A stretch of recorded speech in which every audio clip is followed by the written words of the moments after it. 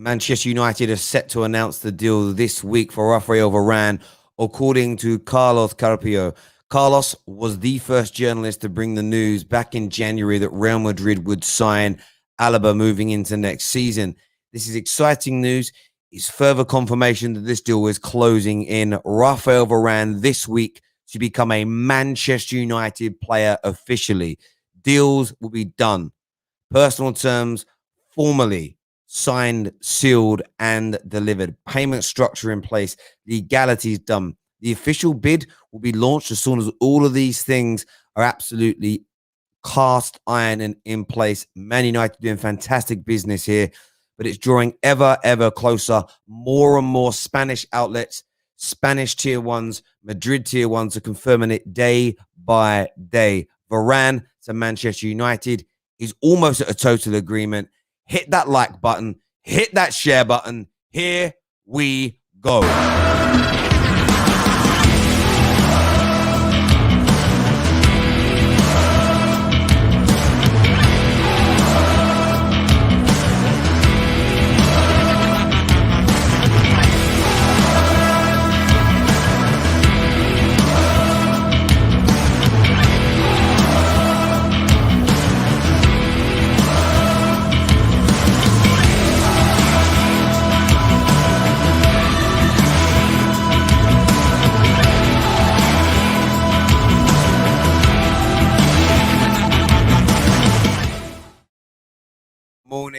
Morning. Welcome back to the terrace, everybody. Hope you've all had wonderful starts to your day.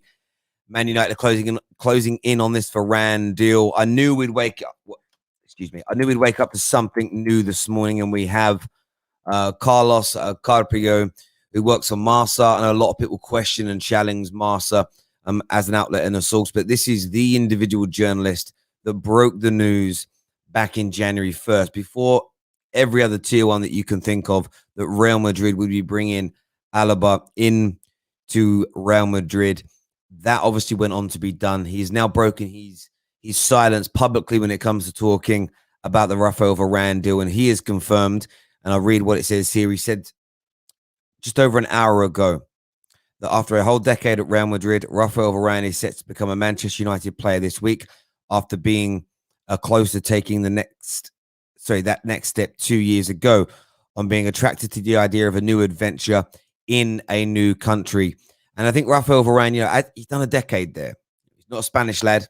He's a French lad. He's got ideals and desires to, almost very much Cristiano Ronaldo-esque. Ramos is now going to do it as well. Can I go and be a superstar in another country? Can I go to another part of the world and deliver in exactly the same way that I've done here in Spain? And I personally think he will. This move is moving forward at absolute pace. We are going to cover some more transfer stories this morning as well. The Locatelli situation with Arsenal, I want to delve into a little bit more. The Aouar situation as well. Anyone who's got any questions about the Saga saga, let me know. Of course, I'm going to go to your live comments. We have a poll running as well right now on this live stream, and the poll states, will Man United buy more players after the Varane deal is announced? 82% of you think yes. 82% of our voters think more deals will be announced. Starlord in the comments here says, if United get Varane, Rice, Trippier, then this will be the best window of any team in the world. It's an interesting take, that Starlord, because I don't think you're too far wrong. It will depend on what other people say or do. Like, legitimately, it will depend on what other teams do in the transfer window. I don't think we should ignore that, but it will certainly be a close run affair. There's no doubt about it whatsoever. It will certainly be a close run affair for who wins the window. But outside of winning the window, you've got to turn that on to performances on the football pitch. There's no doubt about it. You've just got to go and get that done every single step of the way. It's imperative that you do that. It's absolutely imperative that that's done and that is over the line. There's a comment here that says, is this Sal thing just a gimmick from the agent to get Liverpool to put up their game? Yeah, I mean, I think so. I think so in the sense of, are Man United interested? Probably. Would Man United like to sign him? Maybe. Is it a priority for us? Not until we know the extent of what Paul Pogba is going to do moving forward. I think Man United's name is getting used slightly here. There's no doubt. And of course, other breaking news this morning, David Ornstein and James Pearce have put an article out today talking here in The Athletic, which I can share on my screen with you right now. Let me just put this up. This was an interesting story when I read this morning about the uncertain future of Jordan Henderson and Liverpool. A contract dilemma is causing a lot of uncertainty. I went on to say there's plenty of contracts negotiation going on at Liverpool right now. A big part of this summer's work involves sort of re-signing lots of different people at the football club. I think what's really interesting, I've got to delve into this, it says negotiations broken down and sources stress that dialogue is ongoing, but it's both a complicated and sensitive situation. The reality is that Liverpool's owners currently have bigger priorities to address in the squad, as an example, and the uncertainty leaves a door open for suitors for the talismanic midfielder who celebrated a decade of service at the club last month. Remember, the best Premier League captain in Liverpool's history, and when he turns 31 and is currently on holiday following his exploits with England. There are parallels with Gini Wijnaldum, who failed to agree fresh terms and ended up leaving when his contract ran out this summer. I think what a lot of this will come down to when it comes to FSG also is the money side of things. How much money does he want? And this is why Liverpool, for me, are holding back from signing bigger name players. They'll give you all the PR in the world, but the problem you have when you become successful is new players joining demand more money. Your current squad keep demanding more money, and those bills rise and increase. Now, it was a little bit disingenuous, the huge increase in salary that was demonstrated by Liverpool in accounts that came out towards the end of last season, because that included big win bonuses for the Premier League. So it slightly inflates it. However, the wage bill is increased dramatically. But the irony is when you win more, your wage bill goes up. So, the more Liverpool win, the better they do in competitions, the bigger their social media platforms grow and everything else. The more money players demand to be part of that, new and old. You then get into these sticky situations when you have a 31-year-old player who's coming towards the end of his career, demanding a large amount of money to stay. It's going to increase what everybody else wants. I'm telling you now that Liverpool fans, there's a lot of Liverpool fans on social that, for me, push the propaganda, that push the prop, that they love living in communist Merseyside. And what I mean by that is they don't want to wake up and smell the coffee when it comes to some of the bad practices. And I think letting Jordan Henderson go or allowing his contract to be run down, I think would be terrible, terrible news indeed. It truly, truly would. There is just no doubt about that whatsoever. Let's do some more of your comments here. I saw on Transfer Market, the CAMAVINGA and Sal share the same agent. They do. They're both with the Stella Group. They share the same agent. I mean, look, listen, there are 3 or 4 Man United players that are also with Stella, like Dan James, Dean Henderson, to name a few. So I wouldn't read too much into it. I really wouldn't, in terms of it being a major connection between the two clubs. If I was you, I'd be very, very relaxed on that matter. Let's do some more of your comments here. Terry, do you think United will get Rice this summer? Solomon, no, not right now. I don't. There's no news out there, and there's nothing that's been said to me that would give me hope that this deal is going to go through this summer. Like, there is absolutely zero out there at all from me that would suggest that is plausible or possible this summer. Terry, United have already spent over 700 million a year on. United spends 700 million a year on wages. What are you talking about? The club doesn't even make 700 million pound a year in turnover. So how are we spending 700 million pounds on wages? I don't know where you've got that figure, bruv, but someone's done you like a kipper. David Gardner here says, morning, guys. Can't wait for the season already. Who else might be in the squad by August? Sal. I love Sal because he's a top player and it will make Liverpool cry. Well, it all depends on what Liverpool go on to do. But I do see a lot of Man United fans certainly very, very excited about the prospect of this season. But that's what happens when you have a good window. You know, if Liverpool struggle to bring in some of these signings, if they potentially go on and lose a Jordan Henderson, you know, who knows the way that's going to sort of portray the beginning of the season, how it's going to make Liverpool fans feel. That pressure then increases on the manager. There's lots to assess. There truly is. Let's take a look here at the Locatelli situation as well this morning. We are going to open up the lines for you to all come on and have your say with this. I'm intrigued to know what you've all got to say. Now, essentially, there's been a lot of talk. There's been a lot of talk around the Locatelli situation. Now, it has been claimed, you know, that Arsenal's bid of around 35 million pound, 40 million euros has been accepted, and that there was an offer of 30 million euros into Sassuolo for Locatelli that was rejected.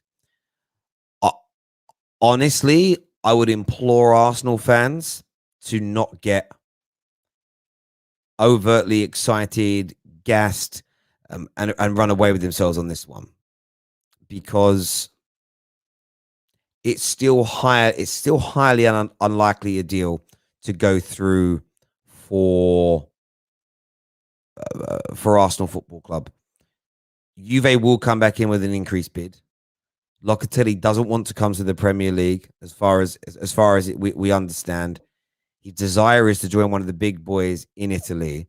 It's one of those deals where I just say to Arsenal fans, this is one where you are legitimately being used. This is one where you are legitimately being kind of dragged over the coals.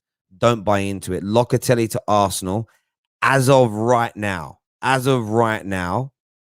is beyond a no-go. Is absolutely beyond a no-go. It just isn't happening. Just isn't happening. So I would say to everybody about that, relax. I'd say relax. What is also interesting as well, another update I wanted to go into today. We're going to open up the lines first of all, though. I'm going to post the link in the live comment section. If you want to phone up and if you want to have your say, please feel free to. We will be, as I've said before, we will be posting. I'm going to pin the live the link to call in. I've pinned to the top of the live chat. We didn't get round to it yesterday, just due to spending time with the family over the weekend. Sorry, we will be doing the announcement today. I legitimately have had to manually write out the amount of super chatters over £5 and the amount of new members we had join the terrace last month. I've written out something like 400 names on bits of paper. So I tried to find a way of doing it digitally on a screen, and it was just too long. It meant I had to type it all out. So we will be doing the announcement for the June prize draw. If you put a super chat into the Football Terrace this month, it's over the value of £5, or you're a brand new sign-up membership this month, we will be adding your name into the prize draw. So we will be getting that done. Oh, sorry, press 7. Is that, yeah, I mean, look, £200 million is sustainable for Manchester United. Manchester United will not spend there'll be a percentage. Most clubs around 60 to 65% they set aside each year for player expenditure. That includes salary and wages. Man United are not. The one thing that's important to remember about the Glazers is, as bad as they are at football making decisions, they need the club to make profit for them to take money out of it. So the one thing I don't fear under the Glazers is that they're going to run us into the ground from a financial standpoint. I would rather that the money that leaves and goes into their back pockets in dividends and goes on interest go back into the squad. But it is sustainable. It is sustainable from a collapse or bankruptcy point of view.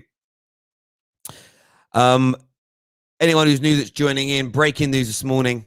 This is from Carlos Carpio, one of the lead football experts at Marca, the man in Madrid who broke the news back in January that Alaba would be joining Real Madrid above and beyond anybody else. He stood true to that the whole way through. He has announced today that Raphael Varane this week will be officially announced as a Manchester United player. He 100% had decided to leave. He's done a decade there. And again, pulling on the same information and the same story, but it's like variant of it that everybody else has spoken about. just want a big part of this push is wanting a new challenge, wanting to try something new, wanting to grow his legacy. The deal moves forward. Madrid zone, who rates Mr. Carpio as highly credible. They rate him as highly credible. They have put him out, and they are very reliable. The highest ranking you can get with them, that this deal is going to go through, and that this deal that they want to happen again. I want your thoughts and I want your feelings on this. David here with a comment says, finished second last year, and our team and squad will be far better this year. So we will see. How many members overall do you have on the terrace? I think we're closing in on 500 now. It's absolutely amazing. And as we say, when it comes to what we've got planned for the football terrace over the course of this next season, is going to be amazing. Should have an update on the scarf. Actually, I'm in a meeting at 9:15. Actually, we're going to get an update on the scarves for the first team members and the legend and super fans. Of course, we've got the private WhatsApp groups that are going. When the new shows start in the new season in the studio, in the football terrace away days, football first team members, of course, will be getting their opportunities, and legend members will be getting their opportunities to come along to the studio to take part. We've got a few new shows that we want to do as well that are going to give people an opportunity to get involved with that as well. We're going to have a lot more early access videos to first team members. When we're in the studio, you're going to get a lot of photos and behind the scenes footage as well. So there's lots and lots of things that we're going to put out there and that we're going to do for our members moving forward. There's no doubt about that whatsoever. We're very, very excited about getting that done for you. We actually have a poll that's going out very soon for members only. From first team and above. Again, it's another one of the perks is member only polls and member only live chats. We've got a new show starting as we go into next season. I can't reveal too much about that just yet because we've got to close the deals on this. So there's going to be member only live chats that we have for these shows as well, plus much more. And I think it will be on Wednesday this week. We'll be doing the second installment of the legend only live stream that I'll be doing. So lots of benefits, lots of things that will come through for our super fans, for our first team members, and for all of our members over the course of this season. So thank you for that comment, David. It means a great deal. We're going to go to the first caller of the day. We're going to go to ACFC on the football terrace this morning to see what's going to be said. Welcome to the terrace. Remind everyone who you support and what you want to say. Yeah, I'm a Chelsea fan. Can you hear me? Yes, my bro. What's in your mind, my friend? Yeah.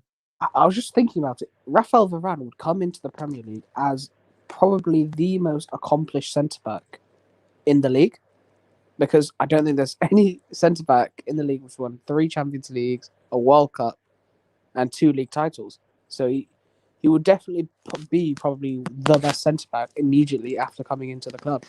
I just wanted to pose a question to some Manchester United fans. Is the expectation now, after signing 2 world-class players, that you have to win a trophy? Because if you don't win a trophy, that's like 400 million, close to £500 million, and no trophy has been attained in the last 5 years. So surely a trophy must be obtained this season.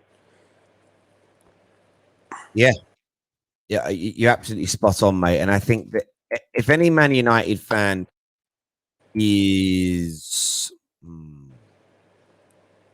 If any Manchester United fan is playing it down, they're deluding themselves and they're lying to themselves. Manchester United Football Club must challenge with these 2 players coming in. As long as we keep Pogba and or replacing with high quality, Man United have to be challenging. 110% have to be challenging. There are no excuses. There is nothing, absolutely nothing that you can... I don't even know what the right word for it is here, mate, but there is no way of spinning this, in my opinion. I don't buy into the CDM notion. I don't buy into this. We can't win something without a CDM. We can't challenge without a world-class CDM. Most clubs have a hole. If you think about this, Liverpool won the league without a highly creative midfielder. They won the league without a world-class goal-scoring number 9, as an example. They almost won the Champions League with a bang average goalkeeper. I mean, that come a cropper in the end, but there we go. Last season, did Man City have an out-and-out prolific number 9?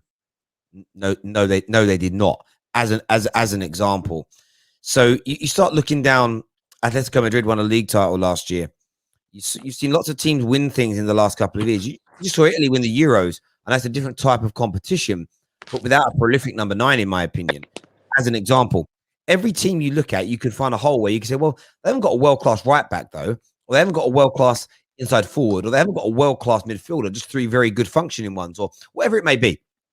So I don't think it's fair to give Ollie the excuse to say we just can't compete without a world-class CD. I think we can.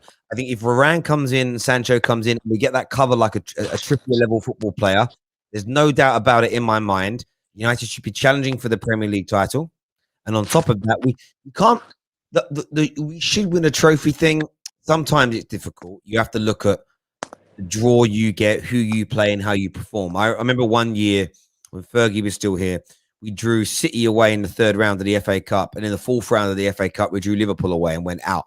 Sometimes you can get really bad luck. You just get the hardest draws 2 or 3 rounds running, and you can go out of the FA Cup. You might rotate and play the kids in a League Cup game because you've got a massive Premier League game on the Saturday and you go out. You have to look at the context of things. I think if we challenge for the league next year and go deep into the Champions League, 95% of Man United fans will feel appeased with that. But I would like us to add a trophy onto that as well. There's no doubt about it, mate. Great question, great points, mate. We'll speak to you again soon. Top man. Thank you. Let's do some more of your live comments that are coming through here. CDM, the needed player, is what Michael Jones believes. Neil says, yes, we have to win a trophy. Otherwise, Ollie has to go. And I respect that view. I want the trophy, and I think it's part and parcel. We will look at things contextually as and when we need to. I do want to play a clip, though. This is from TalkSport. I want to play the audio clip here. This is what Danny Mills has had to say about the potential of Raphael Varane coming to Manchester United. This is what Danny Mills had to say yesterday. And if all those other teams are getting stronger, they're more likely to take points off Manchester United as well. Their away record, Manchester United, was superb, wasn't it? Yeah. I don't think that's going to be the same, especially with fans back in grounds and everything else that's happening.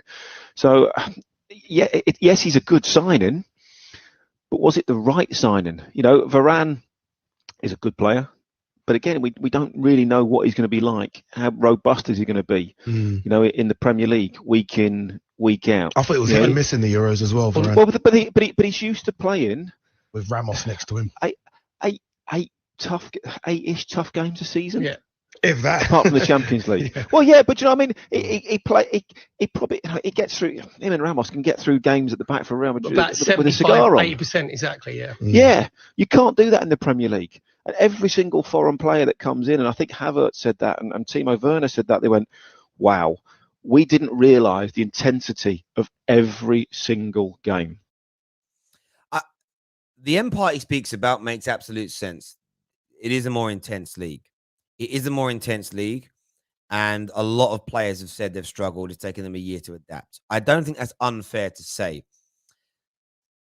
But have you noticed, where is this talk about every other foreign player linked with any other top team in the Prem? They're not talking about it. The irony in it is that I speak about that a lot. There is always the concern when you sign a player from abroad, not because foreigners can't hack it in the Prem. It's such a warped way of looking at it. It's just adapting to the speed, the pace, and the culture of a new league. Changing countries. Of course, there's a risk in this deal for Manchester United. But where is that risk mitigated? They're missing out. As Tarek said, the English bias. It's not about English bias. It's about fairness in how you report on these things. It is an absolute cast iron fact that dozens and dozens and dozens, I would say hundreds of foreign imports into the Premier League have stated that they struggled year one, maybe 18 months in, adapting to the speed and the intensity of the Prem. That is a fair statement. Where I'm talking about balance here is, where is this energy when from Danny Mills when Diaz was signed by Man City, when Thiago was signed by Liverpool, when Kai Havertz was signed by Chelsea? It's only reserved when Manchester United sign a big player do people pull on this. There's nothing he said that is overtly unfair, as in adapting to the Prem. The whole he only plays around 8 toughest games a season in La Liga. Well, there's irony in that as well. If you're telling me that's the case, then all these people still say Lionel Messi's the GOAT. How can Lionel Messi be the GOAT if he only plays 8 hard games a year? This is what doesn't make sense with people. You either rate the quality of a league or you don't. The league is one of the top 4 leagues in Europe. It's sensational. It is high quality. Raphael Varane is a brilliant player. That part from Danny Mills is ridiculous. The element of him adapting to the Prem is fine. But as I said many, many, many times before on here, you won't hear him say that. If Man City sign Sound Against tomorrow, you won't hear Danny Mills come out and say that. That's my problem with that kind of reporting. Not what he said, who the target is in these conversations. Let's have a look at some more of these comments coming through here. The British media have a bias towards the foreign players. I think they have a bias towards the clubs that those players are going to. And then they pull on things like the second half of his speech there to try and take what he's trying to do, Danny Mills, is take the shine off of Man United signing. That's what they're trying. All of them in that little segment, they're trying to take the shine away from Manchester United. Ask them this question: why are they not talking like this when any other top 6 club signs a player from abroad? Find me the clips where they did it. They don't, because they're trying to take the shine off. That's what it comes down to. It's a Man United attack. It's a Man United attack rather than a player attack. Next call that we're going to get on the show is ML2. ML2, welcome back to the terrace. What do you want to say? Can you hear me? Yes, mate. What do you want to say? As I just want to talk about the Varane deal Lovely. and What about do you the want? statement. Yeah. I think technically he's very good because he plays in La Liga, which is technically more organized than the Premier League. And if you talk about intensity wise, I think he has the pace to do it. I'm not saying he come and revolutionize Manchester United, win them the league by 10 points or something. But I think he'll improve your defense certainly. And the journalist, I don't know whoever you spoke about saying that he isn't going to do well because he has Ramos next to him. Then what about when he did it in France? He won them the World Cup. So I think it's just because Man U and it's a world class. Even if Messi would come to City, people would question. Small minority of people would question. I don't think he can do it. He doesn't suit the Premier League. So I think everyone takes a shot at the famous players and being Manchester United. Yeah, listen. Listen. Thank you very much for that call, my friend. Thank you very much indeed. Look, if somebody wants to ask the question, can he do it in the Prem? Some players have struggled. Then it's a fair question. But as I've said, the only reason Danny Mills saying this about other players, find me him saying it about City players when they sign City players from abroad. He doesn't. It even needs to be applied to everyone that signed from outside the Prem or not at all. As in they could struggle. Because of course they could struggle. Jack Grealish might struggle. And he's come from a Prem team. These things happen. It's always a risk when you sign a new player. The way it was focused on was crazy.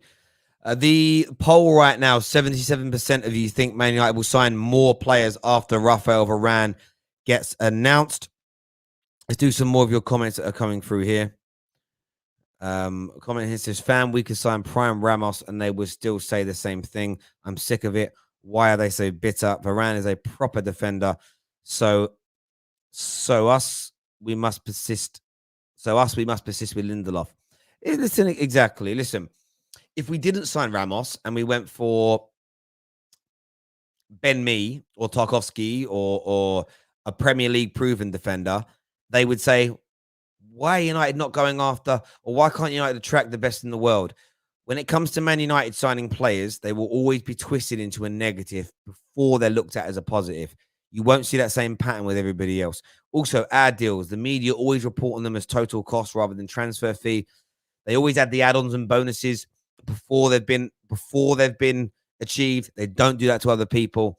It's an absolute joke. It's an absolute joke. Not what's said, but the way it's only framed in that way for Manchester United Football Club, it's absolute bitterness. Absolute bitterness. Wizard here says United fans are worried because their players are on holiday after the Euros and at the Olympics, but their squad is good enough. I'm not really worried about that. It just is what it is. It just is what it is. With the lads that are going to be at the Olympics, essentially that's going to work as their pre-season, so it'll be fine. Let's go to some more calls here. Next on the show, Mr. Anthony's here with us now. He's a Chelsea fan. What's your take on Manchester United signing Raphael Varane? I think it's a brilliant bit of business, Terry. I think it's wonderful and it's refreshing to see Manchester United doing their business. I was surprised, to be honest, to see Manchester United doing so much of business in the transfer market. And I commend them for how they have gone about this, to be honest, because uh, this is a good change for Manchester United. I do have one problem with this, though. This Go just on. proves to me.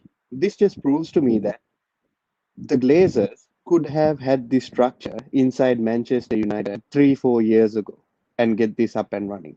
Why have they not done this before? I have no idea. And this is my only problem with it. And this just proves that they can do good things and get things up and running. And this is one of the reasons why most Manchester United fans also still should be Glazer out as well, because this could have been done 3-4 years ago to get proper players in, to have a proper structure, to get, maybe not, I don't know exactly how to say that word, Murtaugh. Maybe I saw you trying to pronounce his name properly yesterday. Yeah. And Fletcher and But these sorts of people should have been in the club, helping the club to get to new heights. And remember when I said when the Super League was done, and you said you were not very confident about Manchester United doing something good, but it is proving to be it in it's good for Manchester United that this is happening. I do believe they will sign more players as well, and for me, bring it on. As I said, I'm not going back on my word. Premier League champions next season, Chelsea, and I am expecting a good fight, a good comeback from Manchester United, and this should be expected. And I'm happy about it for you. And I believe that you might have willed your way through to a good season, to be honest. maybe, It's, yeah.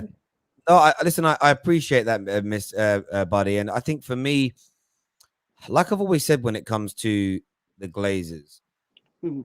I am Glazer out because I want them to go, but I'm not deluded. We will never get Yes. rid of them because fans are simply not prepared to go far enough Mhm. to make them leave. Fans are not in a big enough number. Fans are not prepared to cut the snake's head off and stop the flow of money going in. That's Yeah. also their God-given right to be able to make those free decisions. So I'm not going to judge people for doing what makes them happy. Yeah. However, the next step down from Glazer out is the Glazers running the damn thing properly. I don't know what the right word for that is, but I'm Glazers fix up, if that makes sense. Yes. It Will I does. ever forgive them for the last 10 years? Will I ever forgive them for the money they've taken out of the football club? Right now, my mind says no, but it could Mhm. change. Yeah. Will I be happy if they start running the club better, letting football people make football decisions, buying the right caliber of player, having a plan of action and sticking to it? The next stage in have the Glazers changed is when we eventually, in one way, shape, or form, at some point, we will replace Ollie. Yeah. How we replace him, who we replace him with, in the direction that we continue to move in as a club, that will be Mhm. another telltale factor. If a new manager comes in and just picks up where Ollie left off, then you Yes. know we're changing as a club. So there's still loads of more things to happen. But as an individual isolated summer, so far it's been absolutely impeccable. There's no doubt about that. I Mr. got Anthony, one thank you very question much for for you, coming on, mate, Terry. and having your say. Really appreciate Oh, it, buddy. Top man, one of our members and regular contributors. Brilliant man he is as well. We're going to get Pav on to the show next to have his say. Jem here in the comment section says Maguire makes Varane better. Leadership qualities will get the best out of him. Varane's pace will definitely get United's defense out of trouble. No more excuses. They should be challenging for the Prem. 100% we should be challenging for the Prem next year with the squad that we are building. There is no doubt about that whatsoever. Any Man United fan saying we shouldn't be challenging, because there's no CDM, there's no this, you're making up pony weak excuses. The squad is good enough to challenge with Varane and Sancho coming in, maybe a Trippier as well. And if Pogba stays, there is just no excuses. We have one of the best strikers in the world. We've got Rashford, Sancho, Martial, some of the best inside forwards in the world. You've got Bruno, the best goal-scoring attacking midfielder in the world. Pogba, one of the best central midfielders in the world. Fair enough, there's the others, we'll lead them out. One of the best defensive right-backs. We could have another one of the best right-backs in England and in the Prem in Trippier. One of the best centre-backs, two of the best centre-backs in the world in Maguire and Varane. Shaw that's come on leaps and bounds. Like that is a very good team. There's some depth behind that as well. There's no doubt about it. No doubt about it whatsoever. On the terrace next, we're going to go to Pav. Welcome back, Pav. What you saying, buddy? Mate, I'm just looking forward to the signing, man. It's something we've all wanted. I just wanted to get done now. It's one of those ones that you just wanted to get done, so you just lose that bit of fear that you have of the deal not happening. But I want to ask you a quick question. You just said about don't want to hear excuses about not having a CDM to win a Premier League title. Can anyone name me a club who went in the last 10 years won a title without not having a CDM in that squad? Because as far as I can remember, say from after Fergie retired, every single one of them teams who have won a Premier League title have had a CDM, a proper CDM in that team, regardless whoever else they've had on the outfield of that pitch. So isn't that something that can be used? So, yeah, I mean, listen, if we had a world-class CDM, would I be more confident? Of course I would. And I think it's a position that you want to have somebody in. But I don't think it's a good enough excuse for us not to challenge or be there or thereabouts, if that makes sense. Because I think who can play that role for us, I don't think they're as terrible as people make out. I don't think, if you get where I'm coming from, like, yeah. As an example, Fred defensively is pretty much on par with a lot of the other CDMs in the Premier League. His passing and his distribution is not quite as good. So yes, you lose a little bit there. There's no doubt about it. Are we people try and make out like our other central midfielders outside of Paul Pogba are championship level? They're not. We overplay how bad they are, in my opinion. That's my point. I don't think they're bad enough for us to not be anywhere. Some people have made it sound like, well, with the improvements of everybody else, we won't even make top four without a CDM. We've done it in the last 2 years where we've got better and better. We've improved other areas. I just don't think it's a good enough excuse to at least not challenge, if that makes sense. Yeah, I mean, I agree with what you say. We have enough quality and good players in this squad to challenge. It's about consistency with this squad, because we've seen that we can go toe-to-toe. Like last season, we went toe-to-toe with Man City. How long has it been since Man City have beaten us? It's been a couple of years now. We nicked did we nick a draw? And was it 2 draws against Liverpool last season? I can't remember. It's about the consistency against lower teams, mid-table teams, lower teams, where it hurts us. And that's where, if Ollie can improve and use the squad better, I agree, we have to challenge. Like, we have to be up there, say, maybe to the last 5 games of the season. There isn't an excuse. Like, if he doesn't win a major trophy this year, like, I don't even know an FA Cup will be enough for me. Champions League's a bit of a stretch, but he has to win one of the big ones this year. Otherwise, for me, you have to get another manager. And I totally get that, Pav. And, we have a comment here from Tarek, and he's right here. He says, Fabinho, Rodri, Jorginho, and Didi, and I go on, are all better. These CDMs are better than Fred, but none of these guys are attainable. None of these players are signable right now. Leicester will not let Ndidi go. Jorginho are not going to sell him to Man United. City are not going to give us Rodri. Liverpool are not going to give us Fabinho.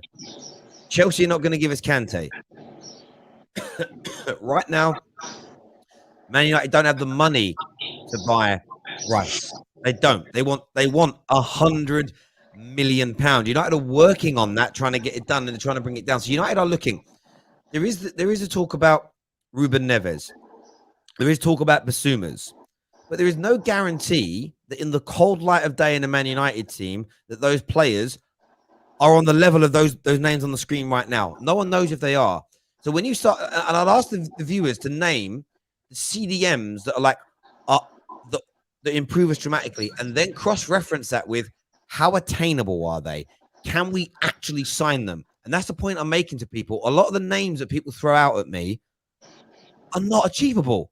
So I just sit there and think to myself, until someone is of exponentially better quality than what we have and we can sign them, I'm relaxed about it. You look at the centre-back situation. The Varane deal came out of nowhere because it presented itself.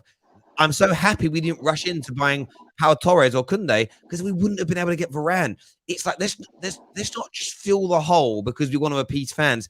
Let's wait for the right person. And maybe in 12 months' time, if Leicester finish 5th or 6th, indeed he starts to want to leave. And there's suddenly a way of getting that deal done. Maybe Chelsea go cold on Rice. And next season he's available for 30, 40 million pounds cheaper. And he's actually attainable and we get him. Maybe Chelsea fall out with Jorginho and they want to move him on. No one wants to buy him and United sweep in. Keep your powder dry. Let's not rush this CDM position and make the same mistake that we did many, many times since Fergie, where we bought the wrong player, the wrong profile. I get there are better players, but in terms of someone that's like out and out better, like people are saying here, like Tchouaméni, how do we know that Tchouaméni at his age is going to come into the Prem and be able to dominate in that area? It's not. It doesn't make sense to me. It isn't a lot of the names that get thrown out. People have never watched them. Like that geezer he's just mentioned that. I've never seen this play, and I see a lot of people talk about him, but I don't believe that people sit there watch other leagues, barring probably the Premier League, maybe a few. But I don't get this notion how people just throw out a load of names like they've seen these people play. Let's go through this now, Pav. So someone's put in Locatelli. Locatelli isn't coming to the Premier League. He wants to stay in Spain.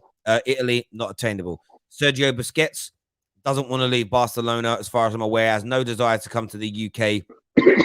Well past his best, isn't attainable. Xhaka, that's a bit of a joke one. We should go get Ndidi.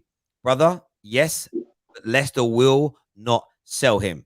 He is not for sale. So it's a waste of time chasing a player that isn't for sale. I want more names, people. I want more names out here. And Tarek gets my point here. Like Tarek was listing names of people. All the players that fans want that are better are unattainable. Tillemans, not attainable. They are not selling him. They're working on a new deal, and he's not a CDM. He is not in my opinion, he's not a CDM. Someone here says Dennis Zakaria. Maybe good shout. Good shout. I'll have to look into that one. That's a good shout, and I'm not going to denounce a name that you've put in. Well, I don't know too much about the situation of the player. Neves could be got. But Neves is a different type of CDM. It's a different type of midfield. Man United would need to play with him.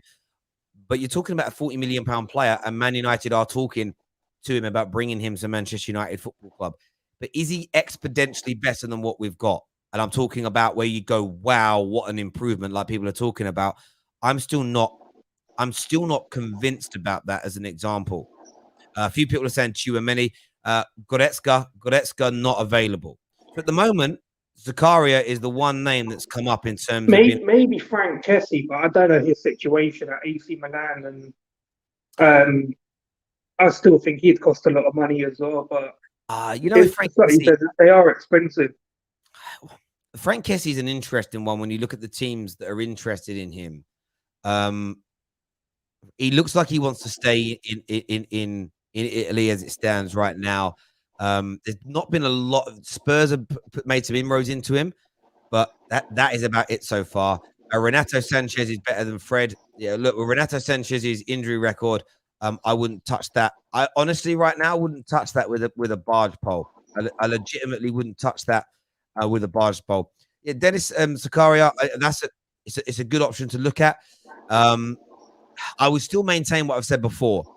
We just don't know how good he is as an example, but maybe worth a punt, maybe worth a dig.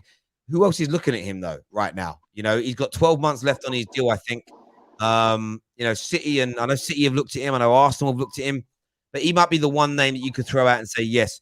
People are saying Basuma or Declan Rice. Yeah, they want £100 million. I mentioned him. Calvin Phillips is an interesting one. I want to see him have one more year in the Prem before I decide. You know what it is? I think he did really well for England. I think he had a good season last year. I'm still not 100% sold, if I'm being honest. A few people saying Kante. Yeah, Terry, Basuma is realistic. Is Basuma a CDM though? A lot of people say he's kind of box to box. Yeah. That's what I was led to believe. I haven't studied the geezer in terms of looked at it, but when I look at the positions that he plays, central midfield is the predominant position. He's more box to box. When I look at his heat maps, he appears more box to box. So again, like I say, there are a few names out there. There's no doubt about it. Renato Sanchez, no for me. Too injury prone. I wouldn't touch him as it stands right now. A lot of people saying Frank Kessie isn't a CDM. He's box to box. Again, I'm not claiming, he isn't a name on my list. Zakaria, as a lot of people have mentioned, could be the individual. He's the only one so far that where I'm looking at the comment section, because as everyone knows, I don't ever claim to be the encyclopedia of football. He seems to be the only name so far where people have said, like, he is a DM, and people are sort of looking at it and going, actually, he could be the guy. He could be achievable. He could be gettable. But we will see in that regard. The point I'm making to people is when you start looking at all the options that are available, legitimately, you've got Camavinga's name. Camavinga's not a CDM. You've got Neves. I think Neves and Dennis Zakaria are the two that I look at and think, okay, they could be the individuals. Let's see what Man United do. However, we might have our sights set on someone that isn't available this year. My view is wait. But that doesn't mean still, go back to the original point, I still think we should be able to challenge with this squad as long as we don't lose Paul Pogba. I still think it is good. If we're good enough to come second, I think a year older, a deeper squad, we're good enough to challenge for a title, in my opinion. Pav, listen, mate, I appreciate you coming on, mate, and having your say. Top man, thank you. Thank you very much indeed. Everyone that's tuned in this morning, a massive thank you to each and every single one of you. We're back later today with more content, more stories, Chelsea news, Arsenal news, Liverpool news, all coming this afternoon. Get this stream past 500 likes for us, please, by smashing that button right about now.